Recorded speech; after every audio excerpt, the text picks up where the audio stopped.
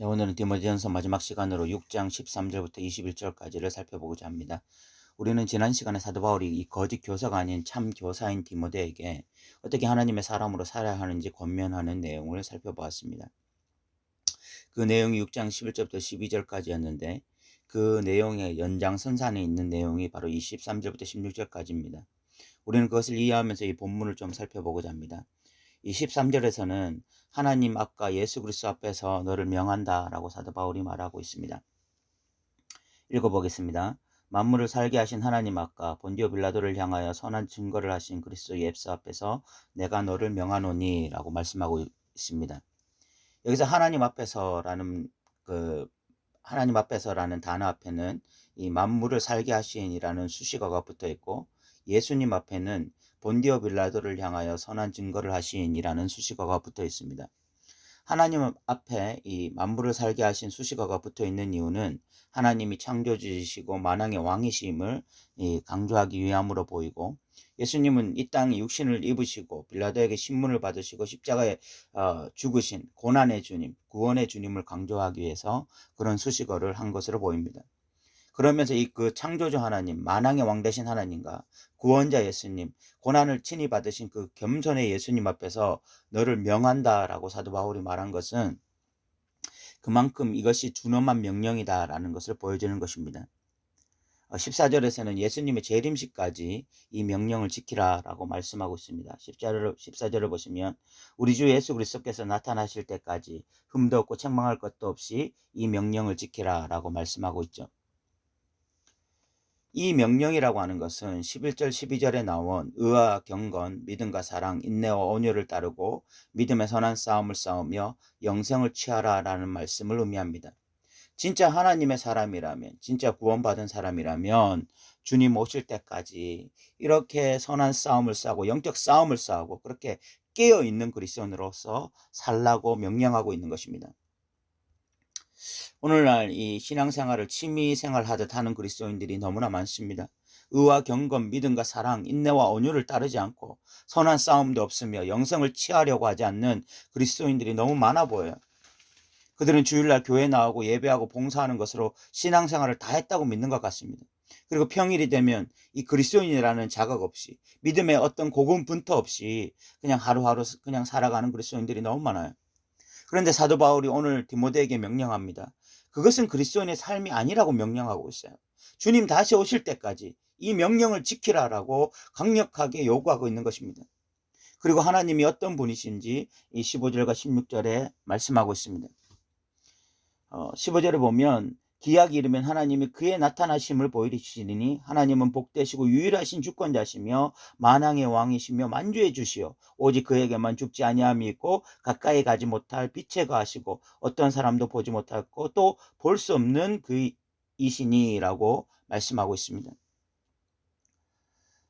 사도 바울은 이 디모데에게 하나님이 어떤 분인지를 잘 설명하고 있습니다. 바울은 디모데에게 왜 이런 말씀을 하고 있을까요? 디모데가 하나님을 모르기 때문에 이런 말씀을 하고 있을까요? 하나님에 대한 이해가 부족하기 때문일까요? 아닙니다.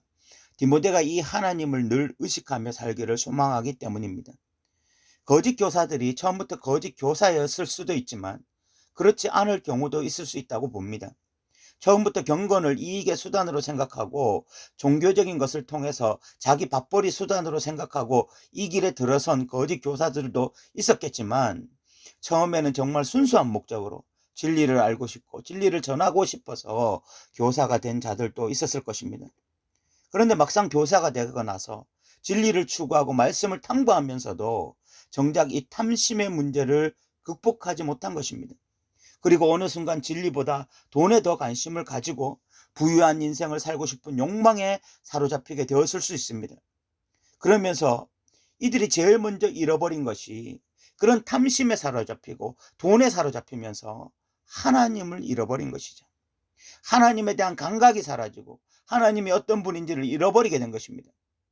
그러니까 하나님은 언제부턴가 경외의 대상도 아니고 두려움의 대상도 아니게 되었을 것입니다. 그러면서 하나님이 커 보이는 것이 아니라 세상이 커 보이고 사람이 커 보이고 보이는 현실이 커 보였을 것입니다. 그러니까 진리를 이용해 이 밥벌이 수단으로 사용할 수 있게 된 것이죠. 그런데 지금 바울이 디모데에게 하나님이 어떤 분이신지를 다시 설명하는 이유는 너는 언제나 하나님을 잊으면 안 된다. 하나님을 잃어버려서는 안 된다. 우리가 믿는 하나님이 어떤 분인지를 언제나 인식하고 살아야 된다. 하나님이 주권자시고 하나님이 만왕의 왕이시고 우리 인간이 근접할 수 없는 크신 하나님을 인식할 때에, 그렇게 할 때에 제대로 이 그리스도인 교사로서 신앙생활도 할 수 있고 성도들을 가르칠 수 있다. 그것을 말하고 있는 거죠.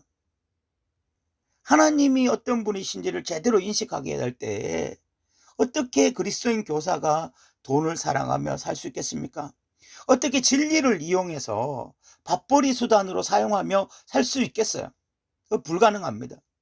사도 바울은 디모데에게 진리를 알고 이제 제정신으로 살 수 있게 되었으니까 현실을 살면서 또 정신줄 놓지 말고 정말 이 끝까지 제정신으로 살아갈 수 있도록 하나님에 대해서 인식하고 하나님을 의지하고 하나님과 친밀한 교제를 누리며 살라고 하나님에 대해서 다시 한번 말씀하고 있는 것이죠. 그러면서 이 사도 바울은 16절 끝에 하나님을 향한 찬양으로 마무리하고 있습니다. 16절 하반절에 보시면 그에게 존귀와 영원한 권능을 돌릴지어다 아멘이라고 하면서 끝나고 있죠. 그 사람이 찬양하는 것이 그 사람이 섬기는 대상입니다. 돈을 찬양하면 돈을 섬기는 것이고 사람을 찬양하면 사람을 섬기는 것입니다. 사도 바울의 찬양의 대상은 언제나 하나님이셨습니다. 왜냐하면 사도 바울은 하나님을 섬기는 자였기 때문입니다. 그러니까 사도 바울이 이렇게 그리스도인 교사로서 어떻게 살아야 될지를 이야기하고 난 다음에 하나님에 대해서 여러 가지를 이야기하고 그 다음에 하나님을 찬양하는 것으로 마치는 것입니다.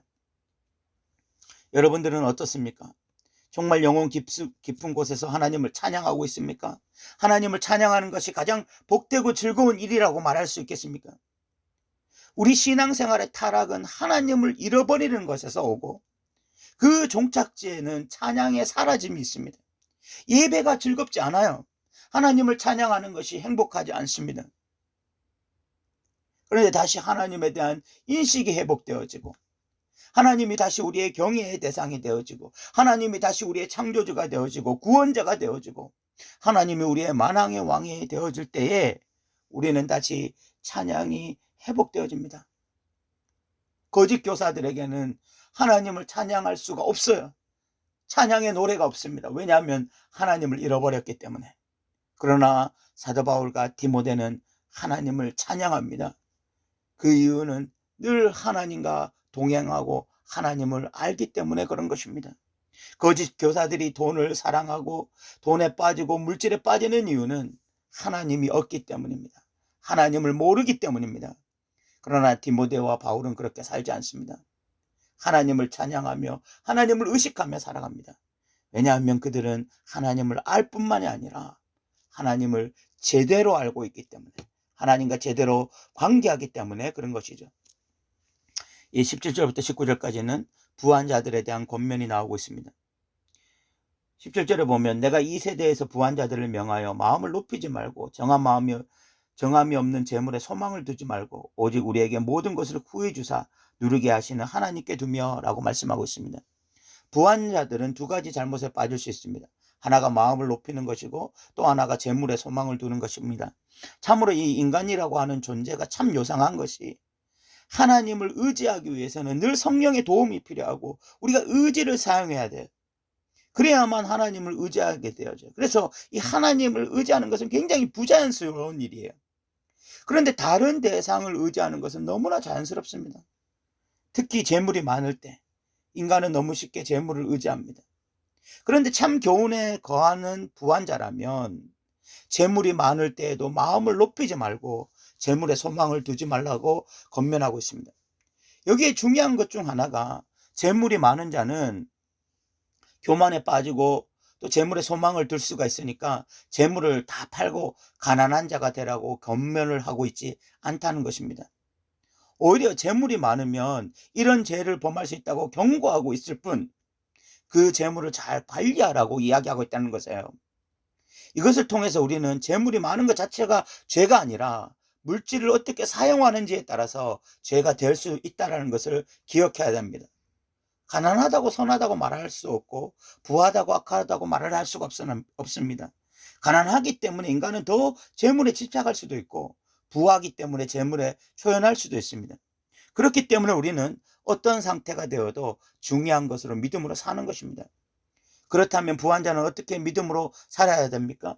17절에 보면 먼저 하나님께 소망을 두고 살아야 되고 18절에 보면 구체적으로 부한자들이 어떻게 살아야 되는지를 말하고 있습니다. 선을 행하고 선한 사업을 많이 하고 나누어 주기를 좋아하며 너그러운 자가 되라고 말씀하고 있습니다. 부한자들은요, 재물을 더 쌓기 위해서 살아가는 자가 아니라 이 재물을 나누어 주는 삶, 특별히 선을 위해서 선한 사업에 나누어 주기를 힘쓰는 자로 살라고 권면하고 있는 것입니다. 한마디로 재물이 많은 자는 물질을 흘려보내는 삶을 살아야 된다라고 말씀하고 있습니다.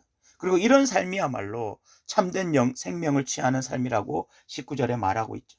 이것이 장래의 자기를 위하여 좋은 터를 쌓아 참된 생명을 취하는 것이다 라고 말씀하고 있습니다. 사랑하는 성도 여러분, 저는 여러분들이 부한자가 될 수 있다고 생각합니다. 그때 중요한 것은 부한자가 되었기 때문에 재물을 버리는 것이 아니라 재물을 잘 활용하여서 정말 선한 사업에 쓰면서 이 마음을 높이지 않고 재물에 소망을 두지 않고 여전히 하나님께 소망을 두고 살아가는 그런 부한자들이 될 수 있기를 바라고요. 20절과 21절에는 지금까지의 논의의 압축판이라고 말을 할 수가 있습니다. 20절과 21절을 읽어보면 디모데야, 망령되고 헛된 말과 거짓된 지식의 반론을 피함으로 내게 부탁한 것을 지키라. 이것을 따르는 사람들이 있어 믿음에서 벗어났느니라. 은혜가 너희와 함께 있을지어다 라고 말씀하고 있습니다. 이 디모데는 거짓 교사들과 본질적으로 다른 삶을 살라는 내용으로 내용이 마치고 있습니다. 거짓 교사들은 진리라고 떠들어대었지만 결국 탐심의 문제를 극복하지 못하고 돈 사랑에 빠졌습니다. 그러나 디모데는 하나님을 의식하고 의지하며 경건의 능력으로 살아가는 삶, 진리를 사수하고 진리를 지키며 살아가는 참된 하나님의 사람으로 살아가라고 권면하고 있는 것입니다.